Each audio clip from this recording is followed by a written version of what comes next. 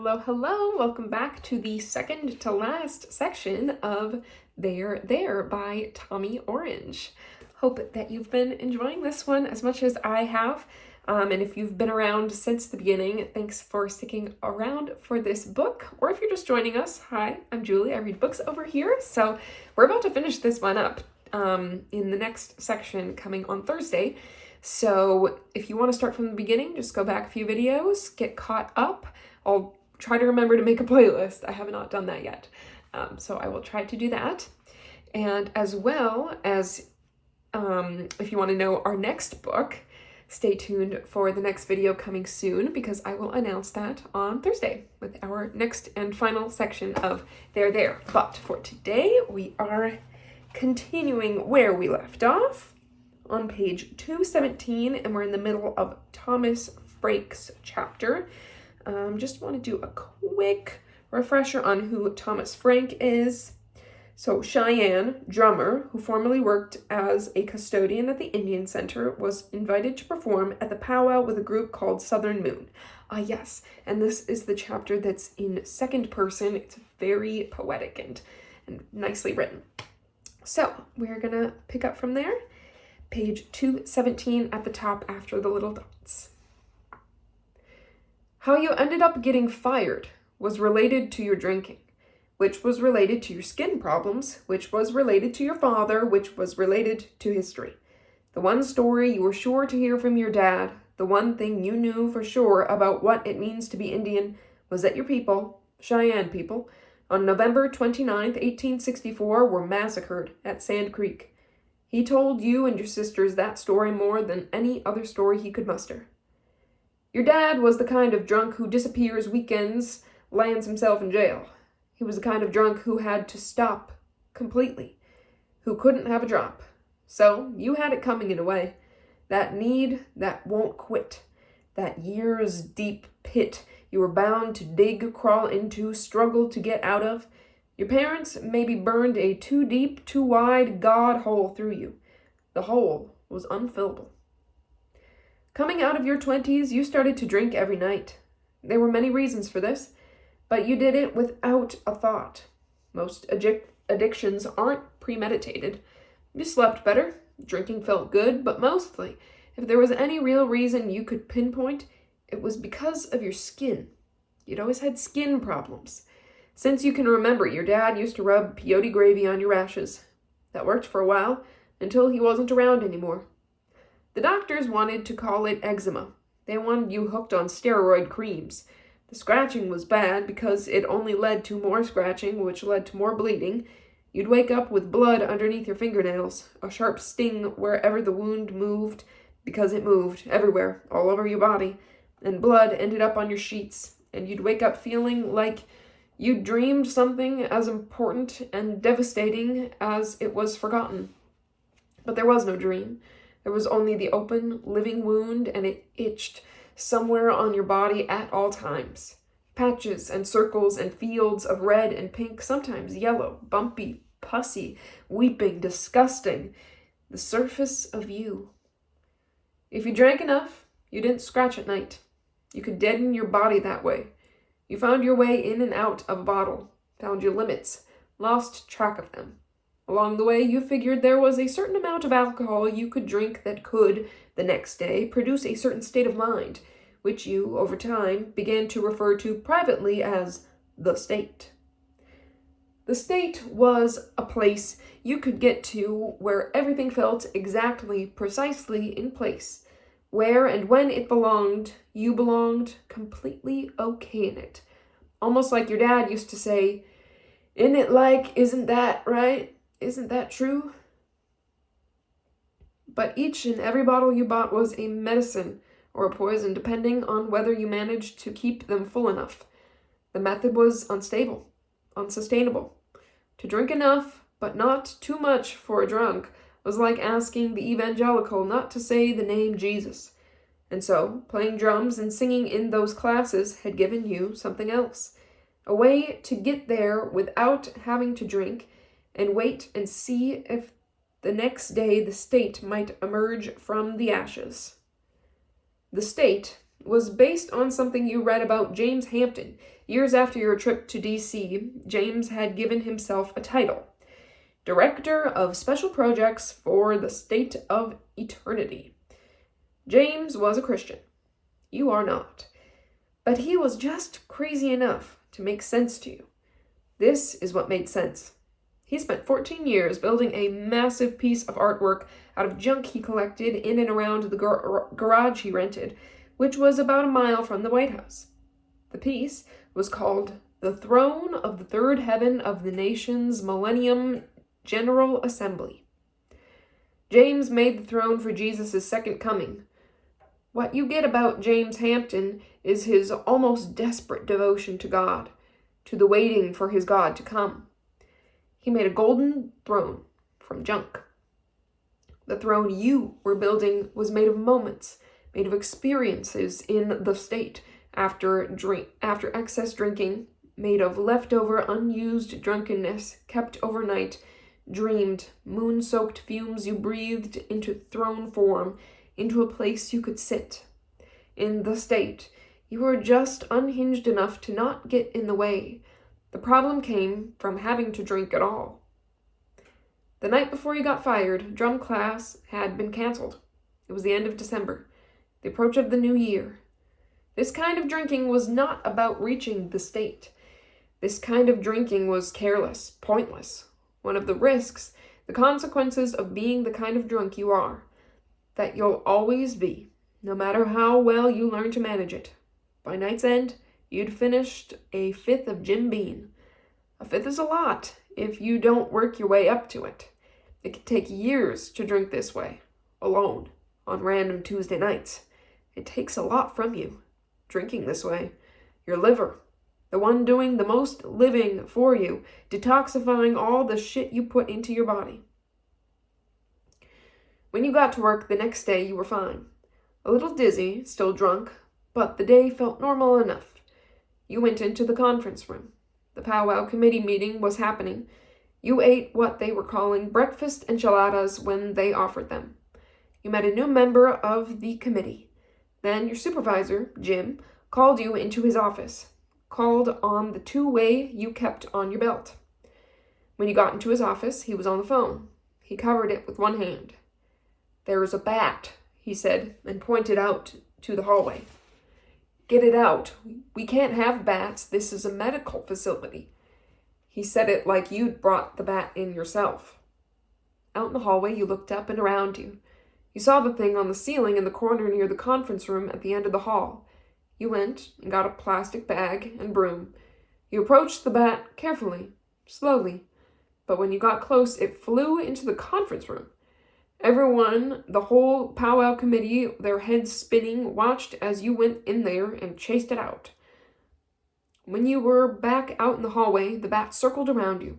It was behind you, then it was in the back of your neck. It had its teeth or claws dug in. You freaked out and reached back and got the bat by a wing, and instead of doing what you should have done, put it in the trash bag you'd been carrying with you, you brought your hands together with all your strength. Everything you had in you, you squeezed it. You crushed the bat in your hands. Blood and thin bones and teeth in a pile in your hands. You threw it down. You would mop it up quick, wipe clean the whole day, start over again. But no, the whole powwow committee was there. They'd come out to watch you catch the bat after you'd chased the thing into their meeting. Every one of them looked at you with disgust. You felt it too. It was on your hands, on the floor. That creature. Back in your supervisor's office after you'd cleaned up the mess, Jim gestured for you to sit down. "I don't know what that was," Jim said. Both hands were on the top of his head. "But it's not something we can tolerate in a medical facility." The thing fucking bit me. I was reacting, and that would have been okay, Thomas. Only coworkers saw. But you smell like alcohol. And coming to work drunk. I'm sorry, but that's a fireable offense. You know we have a zero-tolerance policy here." He didn't look mad anymore. He looked disappointed, You almost told him that it was just from the night before, but that maybe wouldn't have made a difference because you could have still blown an over-the-limit blood alcohol level. The alcohol was still in you, in your blood. I did not drink this morning, you said. You almost crossed your heart. You'd never even done that when you were a kid. It was something about Jim. He was like a big kid. He didn't want to have to punish you. Crossing your heart seemed like a reasonable way to convince Jim you were telling the truth. I'm sorry, Jim said. So, that's it? I'm being fired? There's nothing I can do for you, Jim said. He stood up and walked out of his own office. Go home, Thomas, he said. You get down to the train platform and enjoy the cool wind or breeze or whatever you call the rush of air the train brings before it arrives, before you even see it or its lights. When you hear it and feel that cool rush of air, you especially appreciate because of how much it cools your sweaty head. You find a seat at the front of the train. The robot voice announces the next stop by saying, or not exactly, but whatever it's called when robots speak, next stop, 12th Street Station. You remember your first powwow. Your dad took you and your sisters, after the divorce, to a Berkeley High School gym where your old family friend Paul danced over the basketball lines with that crazy light step, that grace, even though Paul was pretty big and you'd never thought of him as graceful before. But that day you saw what a powwow was, and you saw that Paul was perfectly capable of grace and even some kind of Indian-specific cool, with footwork not unlike breakdancing, and that effortless that cool requires. The train moves, and you think of your dad and how he took you to that powwow after the divorce, how he had never taken you before when you were younger, and you wonder if it was your mom and Christianity, the reason why you didn't go to powwows and do more Indian things. The train emerges, rises out of the underground tube in the Fruitvale district over by that Burger King and the terrible Pho place where East 12th and International almost merge, where the graffitied apartment walls and abandoned houses, warehouses, and auto body shops appear, loom in the train window, stubbornly resist the dead weight of all Oakland's new development. Just before the Fruitvale station, you see that old brick church you always notice because of how run down and abandoned it looks. You feel a rush of sadness for your mom and her failed Christianity, for your failed family, how everyone lives in different states now, how you never see them, how you spend so much time alone. You want to cry and you feel you might, but you know you can't, that you shouldn't. Crying ruins you. You gave it up long ago, but the thoughts keep coming about your mom and your family at a certain time when the magical over and underworld of your Oakland-spun Christian evangelical end-of-the-world spirituality seem to be coming to life to take you, all of you. You remember it so clearly that time. It never moved far from you, no matter how much time he carried you away from it. Before anyone was awake, your mom was crying into her prayer book. You knew this because teardrops stain, and you remember tear stains in her prayer book. You looked into that book more than once because you wanted to know what questions, what private conversations she might have had with God. She who spoke that mad angel language of tongues in church. She who fell to her knees. She who fell in love with your dad in Indian ceremonies she ended up calling demonic. Your train leaves the Fruitvale station, which makes you think of the Diamond District, which makes you think of Vista Street. That's where it all happened, where your family lived and died. Your older sister, Delana, was heavily into PCP, angel dust. That was when you found out you don't need religion to be slain, for the demons to come out with their tongues. One day after school, Delana smoked too much PCP. She came home, and it was clear to you that she was out of her mind. You could see it in her eyes. Delana without Delana behind them. And then there was her voice, that low, deep, guttural sound. She yelled at your dad, and he yelled back, and she told him to shut up, and he did shut up because of that voice. She told him that he didn't even know which god he was worshiping, and soon after that, Delana was on the floor of your sister Christine's room, foaming at the mouth. Your mom called an emergency prayer circle, and they prayed over her, and she foamed and writhed and eventually stopped when that part of the high wore off. The drug dimmed, her eyes closed. The thing was done with her. When she woke up, they gave her a glass of milk, and when she was back with her normal voice and eyes, she didn't remember any of it. Later, you remember your mom saying to take drugs was like sneaking into the kingdom of heaven under the gates. It seemed to you more like the kingdom of hell, but maybe the kingdom is bigger and more terrifying than we could ever know. Maybe we've all been speaking the broken tongue of angels and demons too long to know that that's what we are, who we are, what we're speaking. Maybe we don't ever die, but change, always in the state, without hardly ever knowing that we're in it. When you get off at the Coliseum station, you walk over the pedestrian bridge with butterflies in your stomach. You do and do not want to be there. You want to drum, but also to be heard drumming, not as yourself, but just as the drum. The big drum sound made to make the dancers dance. You don't want to be seen by anyone from work. The shame of your drinking and showing up to work with the smell still on you was too much. Getting attacked by the bat and crushing it in front of them was part of it too. You go through the metal detector at the front and your belt gets you another go-through. You get the beep the second because of the change in your pocket. The security guard is an older black guy who doesn't seem to care much about anything but avoiding the beeping of the detector. "Take it out, anything in your pockets, take it out," he says. "That's all I got," you say. But when you walk through, it beeps again. "You ever have surgery?" the guy asks you. "What?" "I don't know, maybe you have a metal plate in your head or..." "Nah, man, I got nothing metal on me." "Well, I gotta pat you down now," the guy says, like it's your fault. "All right," you say, and put your arms up.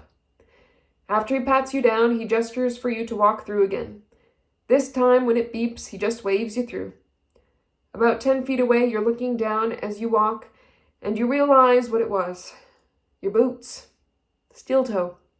You started wearing them when you got the job. Jim recommended it. You almost go back to tell the guy, but it doesn't matter anymore. You find Bobby Big Medicine under a canopy. He nods up and tilts his head toward an open seat around the drum. There's no small talk. "Grand entry song," Bobby says to you because he knows everyone else knows. You pick up your drumstick and wait for the others. You hear the sound but not the words the powwow MC is saying, and you watch for Bobby's stick to go up. When it does, your heart feels like it stops. You wait for the first hit. You pray a prayer in your head to no one in particular about nothing in particular. You clear a way for a prayer by thinking nothing. Your prayer will be the hit and the song and the keeping of time. Your prayer will begin and end with the song. Your heart starts to hurt from lack of breath when you see his drumsticks go up and you know they're coming. The dancers. And it's time. And that's the end of Thomas's chapter. And we're on to part 4, powwow. A man must dream a long time in order to act with grandeur, and dreaming is nursed in darkness. And that is a quote by Jean Genet. All right, another chapter from Orville, Red Feather, on page 229. Inside the Coliseum, the field is already packed with people, with dancers, tables, and canopies, packed to the stands. Camping chairs and lawn chairs are scattered across the field, with and without people sitting in them, saved spots. On top of the tables and hung in the backs and sides of canopy walls are powwow hats and t-shirts with slogans like Native Pride, written in capital block letters gripped by eagle talons, There are dream catchers, flutes, tomahawks, and bows and arrows, Indian jewelry of every kind displayed and hung everywhere, crazy amounts of turquoise and silver. Orville and his brothers stop for a minute at the table with beaded A's and Raiders beanies, but they really want to check out the line of food tables in the outfield. They spend their fountain money and go up to the second deck to eat. The fry bread is wide and the meat and grease are deep. Man, that's good, Orville says. Luther says, quit trying to talk Indian. Shut up. What am I supposed to sound like? A white boy? Orville says. Sometimes you sound like you want to be Mexican, Lonnie says. Like when we're at school. Shut up, Orville says. Luther elbows Lonnie and they both crack up at Orville. Orville takes off his hat and hits them both on the back of the head with it. Then Orville takes the taco and steps over the row to sit behind them. After sitting in silence for a while, he hands the taco to Lonnie. How much you say you could win if you win? Luther asks Orville. I don't want to talk about it. It's bad luck, Orville says. Yeah, but you said it was like 5,000, Luther says. I said I don't want to talk about it, Orville says. 'Cause you think it'll jinx it, huh? Luther, shut the fuck up. All right, Luther says. All right then, Orville says.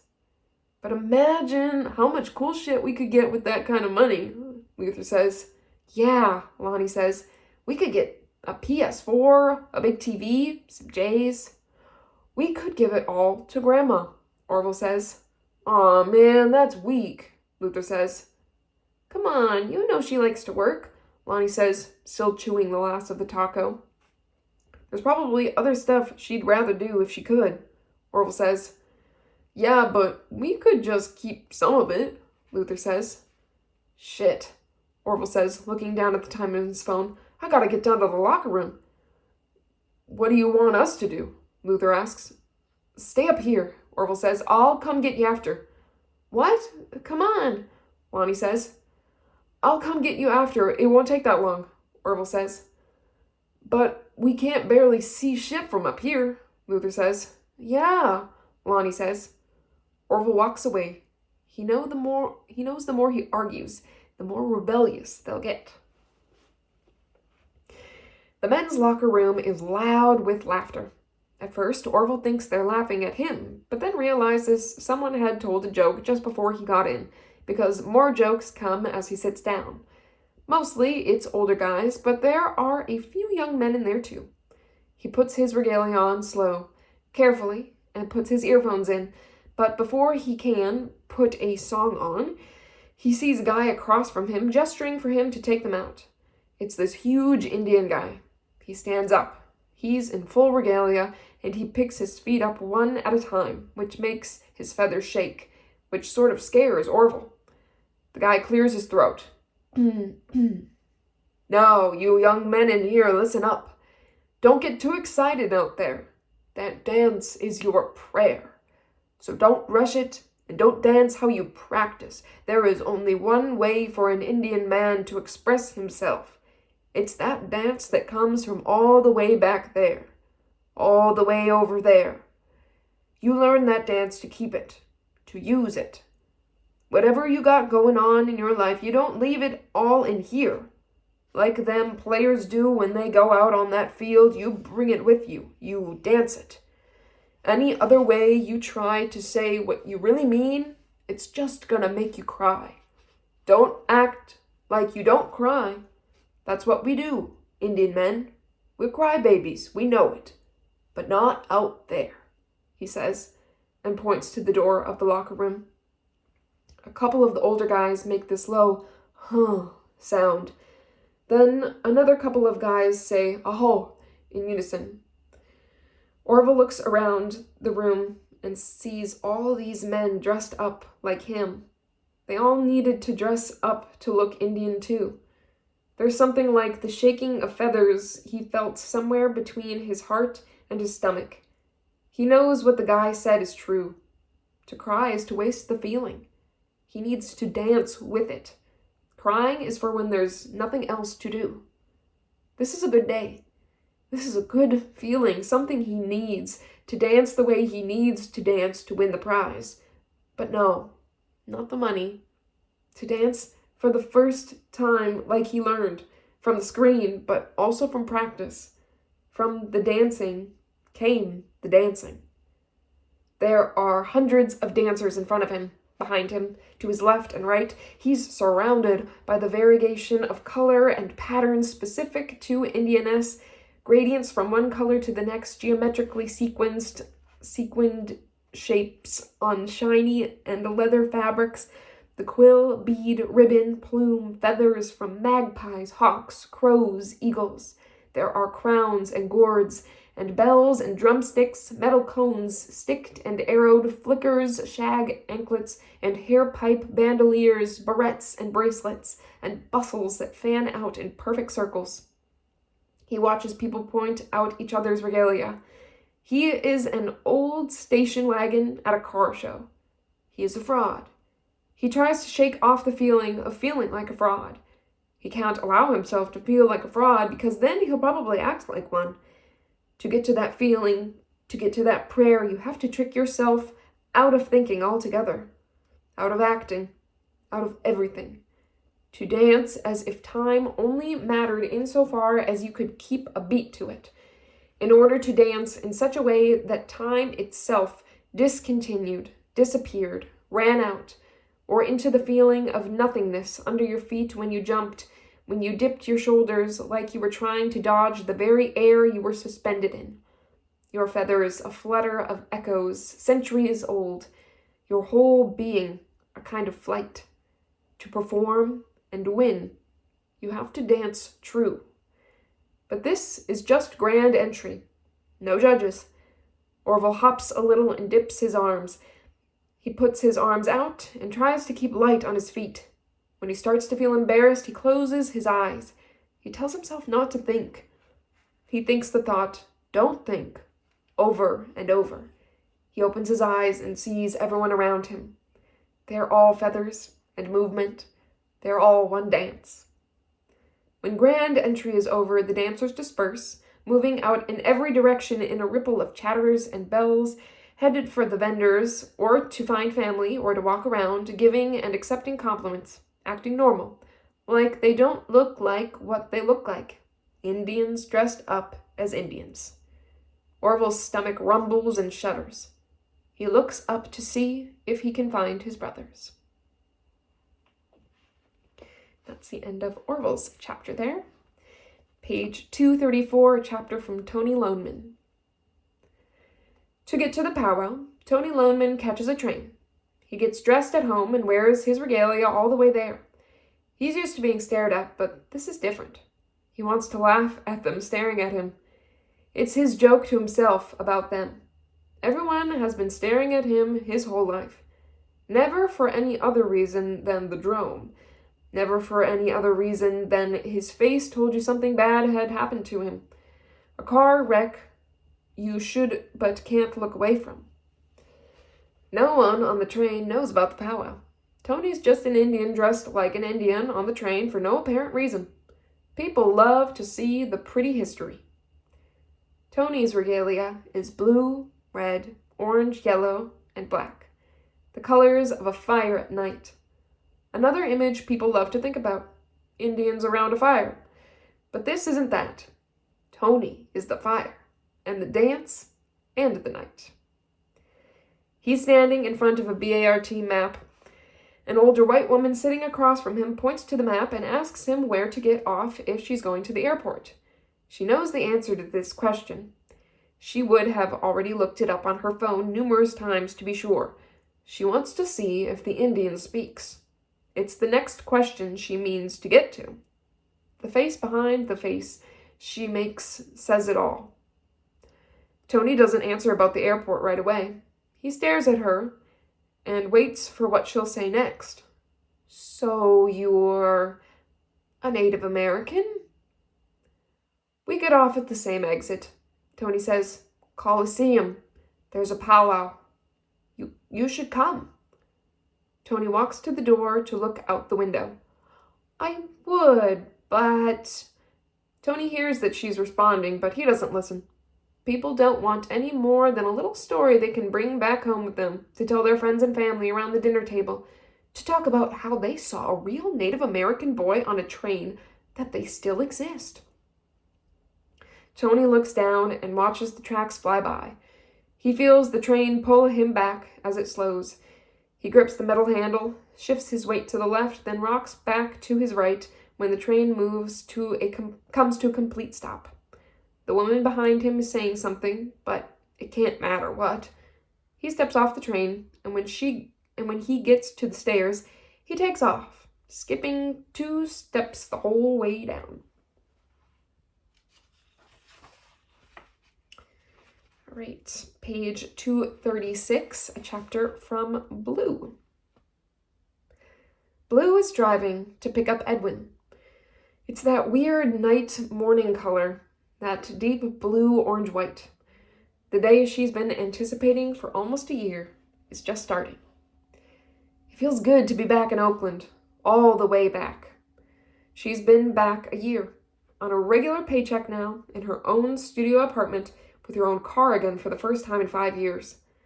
Blue tilts the rear view down and looks at herself. She sees a version of herself she thought was long gone. Someone she'd left behind, ditched for her real Indian life on the res. Crystal, from Oakland. She's not gone. She's somewhere behind Blue's eyes in the rear view. Blue's favorite place to smoke a cigarette is in the car. She likes how the smoke escapes when all the windows are down. She lights one. She tries to at least say a little prayer every time she smokes. It makes her feel less guilty for smoking. She takes it in a deep drag and holds it. She says, "Thank you," as she blows out the smoke. She'd gone all that way to Oklahoma to find out where she came from, and all she'd gotten for it was a color for a name. No one had heard of any Red Feather family. She'd asked around plenty. She wonders if maybe her birth mom made it up. Maybe she didn't know her own tribe either. Maybe she had been adopted too. Maybe Blue would end up having to make up her own name and tribe too. Pass that on to her possible children. Blue throws her cigarette out the window as she passes the Grand Lake Theater.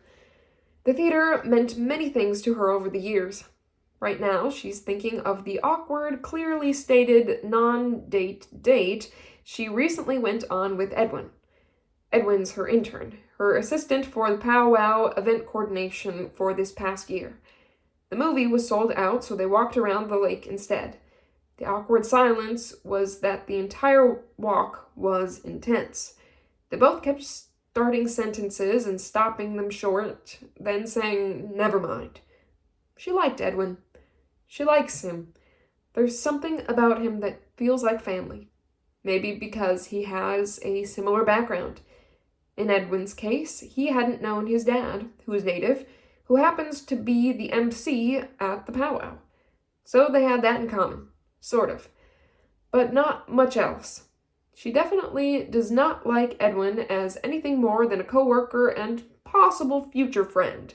She'd told him 1,000 times with her eyes that there is no way, and what her eyes didn't do, and how they looked away when his tried to stay. When Blue, pulls up to his house, she calls him from her car. He doesn't answer. She walks up and knocks on his door. She should have texted that she was outside the minute she left her house. The drive to West Oakland took about 15 minutes without traffic. Why didn't she make him take BART? Right, it's too early. But the bus? No, he had a bad experience on the bus he won't even tell her about. Does she baby him? Poor Edwin. He really does try. He really doesn't know how he comes off to other people. He's so painfully aware of his physical size, and he makes too many comments about himself, his weight. It makes people as uncomfortable as he appears to be most of the time. Blue knocks again, hard to the point that it would have been rude, except that Edwin was making her wait outside his door on this day they'd both been planning and working hard toward for so many months. Lou looks at her phone for the time, then checks her email and texts. When nothing of interest comes up, she checks her Facebook. It's a tired feed she'd read last night before going to bed. No new activity. Old comments and posts she'd already seen. She presses the home button, and for a second, just for a small moment, thinks she should open her other Facebook feed. On that other Facebook, she'd find the information and media she'd always been looking for. On that other Facebook feed, she'd find true connection. That is where she'd always wanted to be. Is what she'd always hoped Facebook would turn out to be. But there is nothing else to check. There is no other Facebook. So she clicks the screen off and puts the phone back in her pocket. Just as she's about to knock again, Edwin's big face appears before her. He's holding 2 mugs. Coffee? He says. And that's the end of Blue's chapter. All right, page 239, a chapter from Dean Oxidine. We've got a few shorter chapters that come in quick succession now, as it is the time of the powwow. So they're quick and short. Dean Oxidine. Dean is in a makeshift storytelling booth he built to record stories. He aims the camera at his face and presses record. He doesn't smile or speak. He's recording his face as if the image, the pattern of light and dark arranged there, might mean something on the other side of that lens. He's using the camera his uncle gave to him before he died, the Bolex.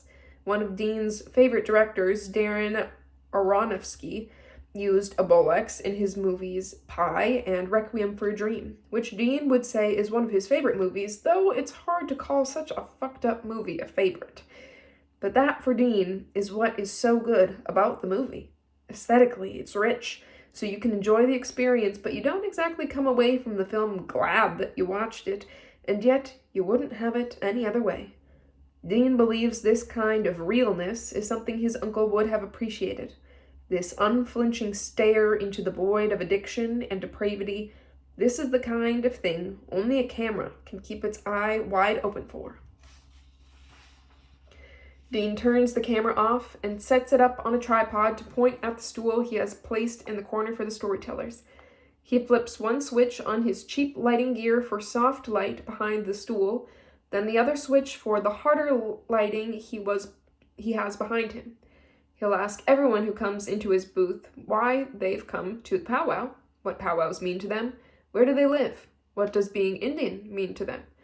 He doesn't need more stories for his project. He doesn't even need to show a product at the end of the year for the grant money he's received. This is about the powwow, the committee. It's about documentation for posterity. It might end up in his final production, whatever that might be, he still doesn't know. He's still letting the content direct the vision, which is not just another way of saying he's making it up as he goes along. Dean walks through the black curtains out into the powwow. Page 241, Opal, Viola, Victoria, Bearshield.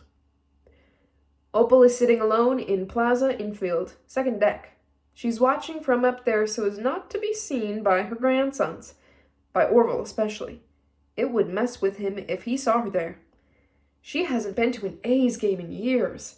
Why did they stop going to games? Time only seems to have skipped, or to have sped by without you when you looked the other way.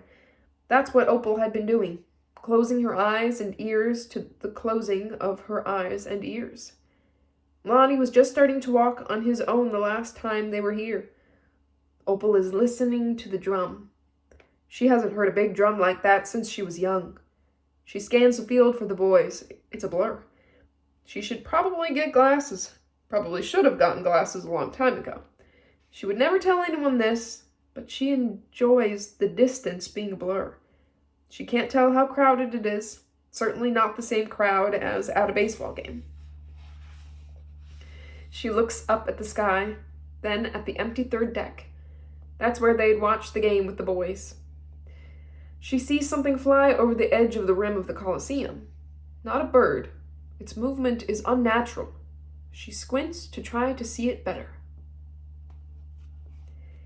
Page 243. Edwin Black.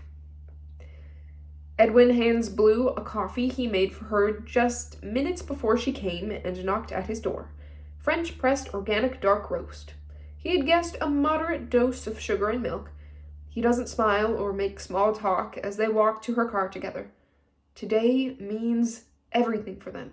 The countless hours they put in, all the different drum groups and vendors and dancers they had to call and convince to come, that there was prize money to be had, money to be made. Edwin's made more phone calls this year than he has in his whole life. People didn't really want to sign on for a new powwow, especially one in Oakland. If it doesn't go well, the powwow won't happen again next year, and they'll be out of a job. But this means more than a job for Edwin at this point. This is a new life. Plus, his dad will be there today. It's almost too much to think about. Or maybe Edwin just drank too much coffee this morning. The drive to the Coliseum feels slow and tense. Every time he thinks to say something, he takes a sip of coffee instead. This is only the second time they're spending time together outside of work. She has NPR on so low it's unintelligible. I started writing a story the other day, Edwin says. Oh yeah? Blue says. It's about a native guy. I'll call him Victor. Victor, really? Blue says with comically half-closed eyelids. Fine, his name is Phil. You want to hear it? Sure. Okay, so Phil lives in a nice apartment in downtown Oakland he got grandfathered into. It's a big place with fixed rent. Phil works at Whole Foods. One day, a white guy he works with, I'll call him John, he asks Phil if he wants to hang out after work. They hang out, go to a bar, have a good time. Then John ends up spending the night at Phil's. The next day, when Phil comes home from work, John's still there, only he has a couple of friends over. They brought a bunch of their stuff, too. Phil asks John what's going on. John tells Phil since he figured there's so much extra room that Phil wasn't using that it would be okay. Phil doesn't like it, but he's not one for confrontation, so he lets it go. Over the next few weeks and then months, the house fills up with squatters, hipsters, corporate tech nerds, and every kind of young white person imaginable. They're either living in Phil's apartment or just sort of hanging out indefinitely. Phil doesn't understand how he let it get so out of control. Then, when he gets up the nerve to say something, to kick everyone out, he gets really sick. Someone had stolen his blanket, and when he asked John about it, John gave him a new blanket. Phil believes that blanket made him sick. He's been in bed for a week. By the time he comes out, things have changed. Progressed, you might say. Some of the rooms have been turned into offices. John's running some sort of startup out of Phil's apartment. Phil tells John he has to go. Everyone has to leave, and that Phil had never agreed to any of this. That's when John provides some paperwork. Phil had signed something, apparently. Maybe in a fever dream, but John won't show him the papers. Trust me, bro, John says. You don't want to go there. Oh, and by the way, you know that spot under the stairs? John says. Spot? Phil says. That room? He means the closet under the stairs. Phil knows what's coming next. Let me guess. You're moving me to that spot under the stairs. That's my new room, Phil says. You guessed it. John says, this is my apartment. My grandfather lived here. He passed it on to me to take care of. Phil says, it's for my family. If anyone needs a place to stay, that's what it's supposed to be here for. And here, John produces a gun. He points it at Phil's face, then proceeds to walk Phil to the closet under the stairs. Told you, bro, John says. Told me what? Phil says.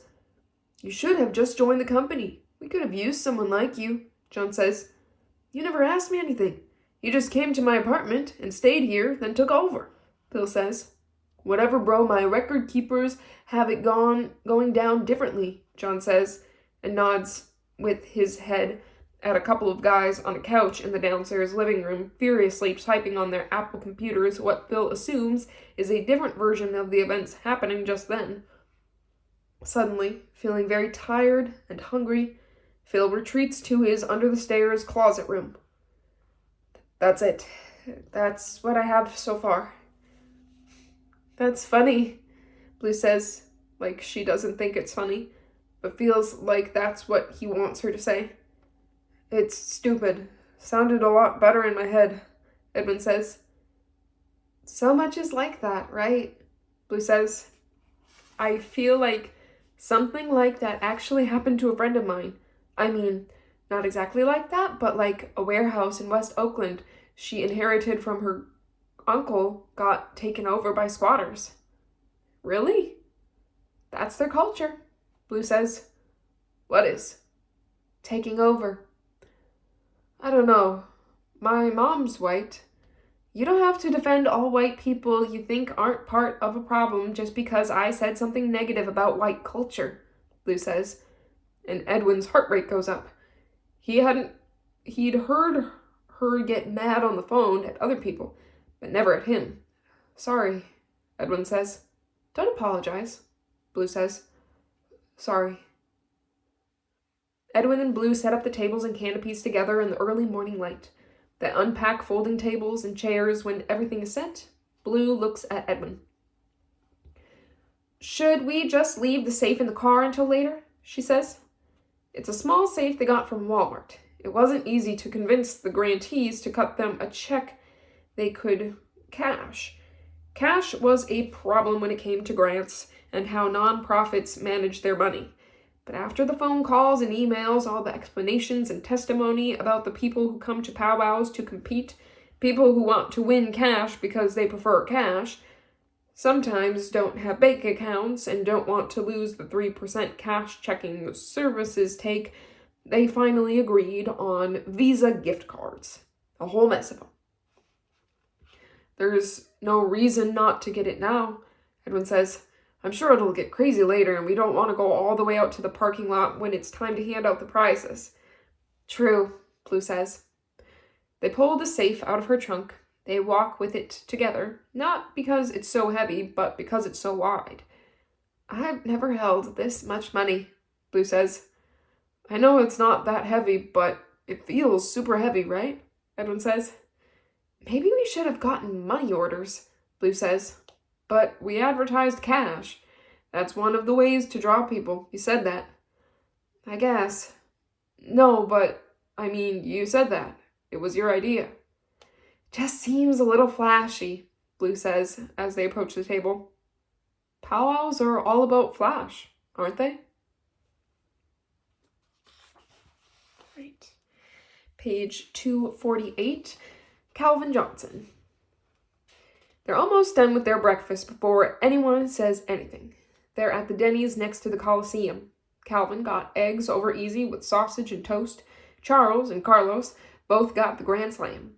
And Octavio ordered oatmeal, but he's mostly just been drinking coffee. Shit had gotten more serious as the day drew closer, and as it got more serious, they all got quiet about it. Calvin is more worried about making sure they steal the money sooner than later. He's more worried about getting away with it than getting the money. He's still pissed at Charles for involving him in this shit plan. That Charles had smoked up all his shit. That's why they're here. He couldn't get over it. But he couldn't get out of it either. Calvin cleans up his yolk with toast, washes it down with the last of his orange juice. It's sour, sweet, salty, and that thick, specifically yolk flavor all at once. But we all agree it needs to happen sooner than later, right? Calvin says out of the blue. How's she not gonna come around to ask about refills after this long? Charles says, holding his empty coffee mug in the air. We just won't tip. That'll be like getting our coffee for free, Carlos says. Fuck that, Octavio says. The tip is supposed to mean something. People have to be held fucking accountable, Charles says.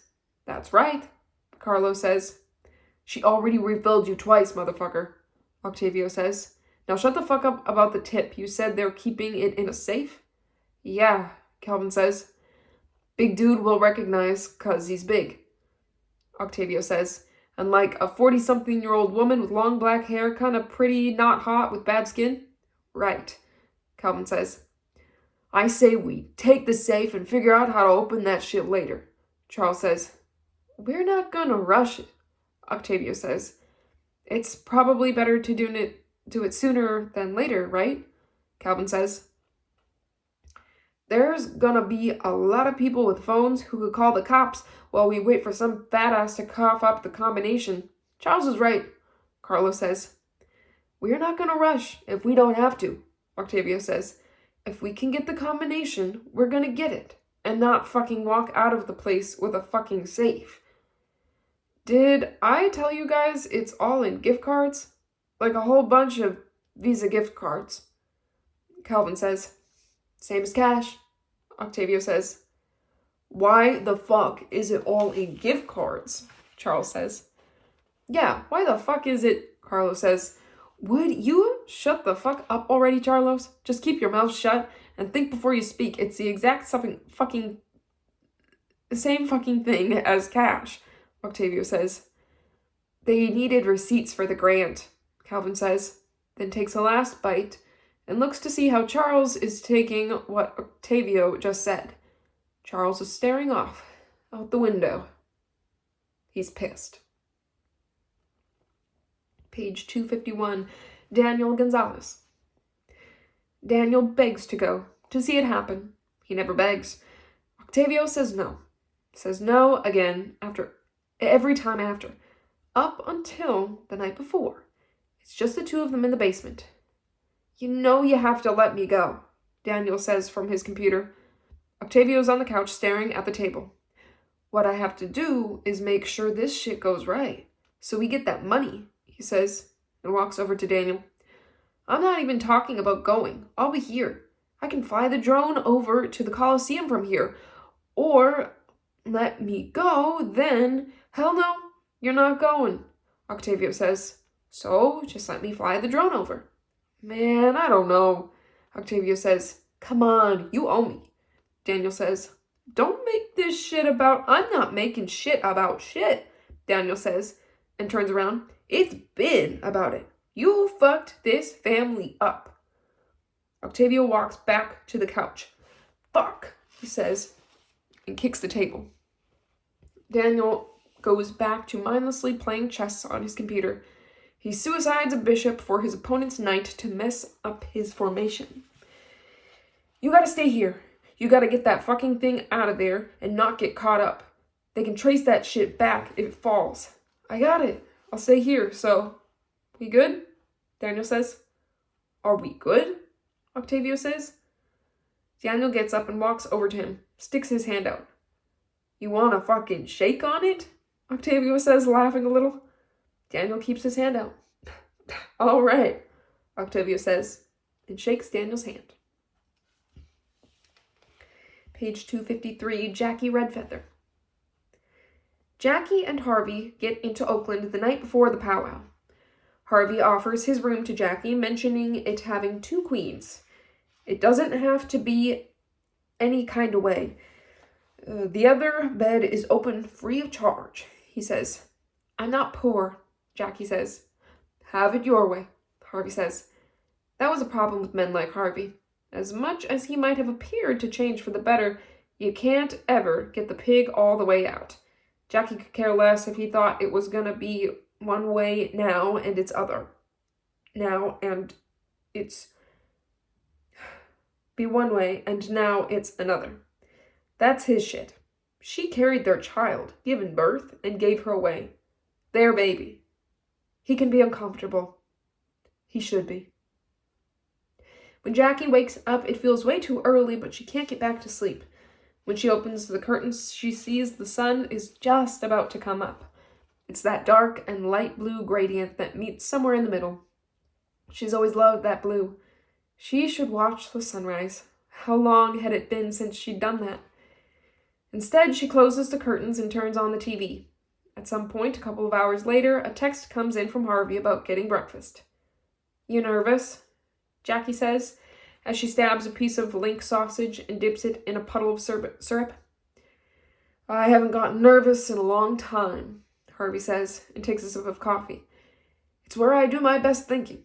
Out loud. I just talk out what I can see, and it comes Easy, because of how many powwows I done. It's like all the sports announcers you hear filling the game with their nonsense. It's the same thing, except there are times when I'm talking about what's happening out there as the dancers come in. Sometimes it can feel like a prayer, but you can't be too serious. A powwow MC is supposed to be irreverent. It's a big event for a lot of people trying to win money. It's a competition, so I have to try to keep it light like a sports announcer.